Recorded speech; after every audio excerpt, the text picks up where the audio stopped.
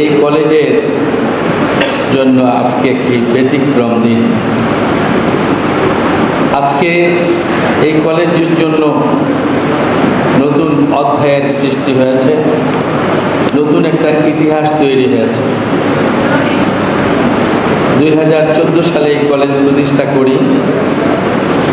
এ পর্যন্ত জেলা প্রশাসন থেকে কিংবা সরকারি প্রশাসন থেকে বারবার আমন্ত্রণ করেও কোনো মেহমানকে আমাদের কলেজে আনতে পারিনি।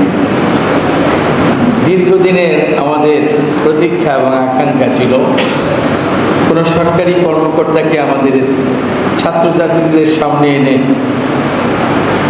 তাদেরকে কিছু দিক নির্দেশনামূলক বক্তব্য শোনানো কীভাবে যায়, সেই আশাটি আজকে পূর্ণ হয়েছে। ধন্যবাদ এবং কৃতজ্ঞতা জানাচ্ছি আজকের প্রধান অতিথি, তিনি অনুগ্রহ করে আমাদের আমন্ত্রণ গ্রহণ করে আজকের এই অনুষ্ঠানে এসেছেন। আর শুকরিয়া আদায় করছি মহান আল্লাহ তাআলার নিকট যে তিনি এই ব্যবস্থা করে দিয়েছেন প্রথম সেই জন্য।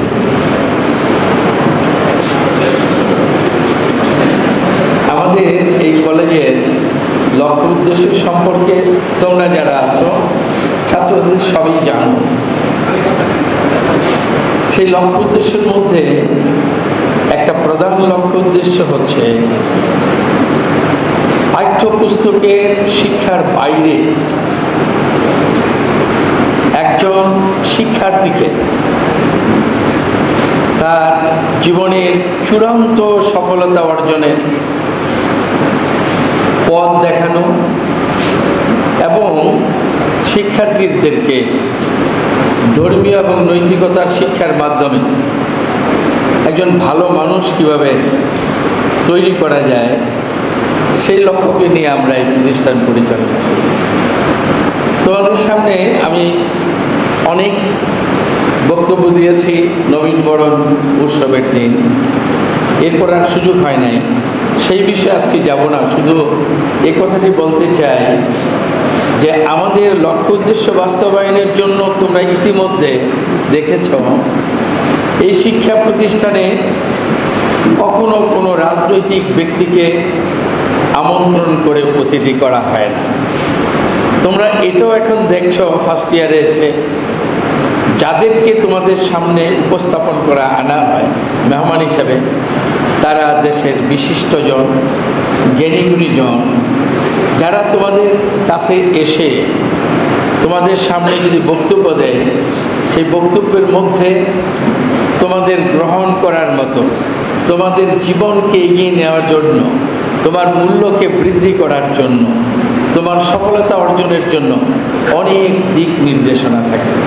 আমাদের মাননীয় আজকের যে প্রধান অতিথি তিনি বক্তব্য দিলেন তোমাদের সামনে, এর মধ্যে তোমাদের জন্য কত বড় দিক নির্দেশনা, তোমাদের কল্যাণের জন্য, তোমাদের উন্নয়নের জন্য,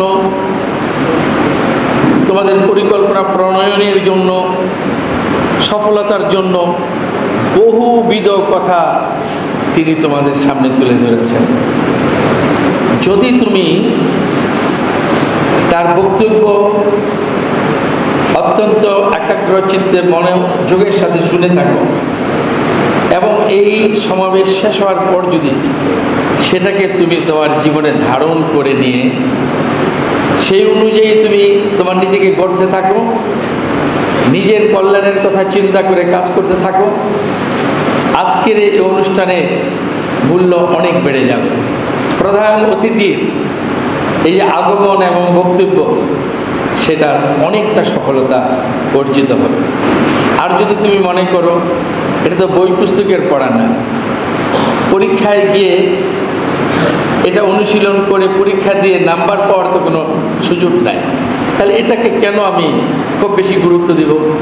তাহলে নিশ্চয়ই বলবো তুমি বিবেকহীন, বুদ্ধিমান নও, তুমি বুঝতেই পারো নাই আজকের এই প্রধান অতিথির বক্তব্য তোমার জীবনের কি কি পরিবর্তন আনতে পারে।